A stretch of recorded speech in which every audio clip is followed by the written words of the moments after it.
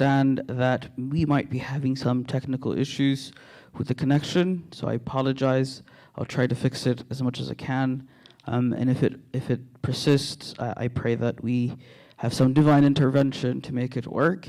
And at least if it's recorded, you might be able to listen to it at a later date. But having prepared a reflection, I'll go on and share what I have jotted down. And then again, if you have issues, please do let me know. I'd love to share this again with you. If not today, maybe at a later time. And so, as I said earlier, the title of our reflection is Devote Ourselves to Prayer and Ministry. Devote ourselves to prayer and ministry. And this was taken from the words of the apostles in Acts 6, chapter 6, verse 4, when they said, we're going to devote ourselves. We're going to devote ourselves to prayer and to ministry of the world.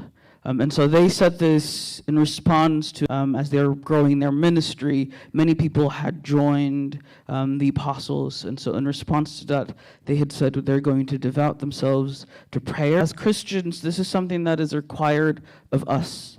Having accepted Christ, having been baptized, having lived as Christians or considered ourselves as Christians, followers of Christ, as disciples of Christ, we are required to do two things. One, minister. So last week when we spoke about who the apostles were and how their lives are connected to ours, we spoke about the commandments that God or Christ had given the apostles.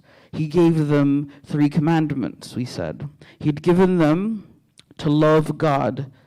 He'd told them to love God fully. And to love God is to minister to people that are followers of God. To worship Him is to express your love of God. They were commanded, and we are all commanded, to love our neighbor as ourselves. And to love our neighbor as ourselves require for us to minister truth to our neighbor.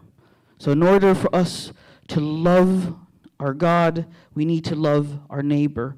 Many of the apostles write and share this message with us. Mostly John, but Peter and James in their message, even Paul, repeatedly say, how could humanity say that they love God without loving their neighbor? So in order for us to love God, to worship Him, we need to love our neighbor as ourselves. And to love our neighbor as ourselves is to minister, to evangelize, to make disciples, to baptize, and to teach.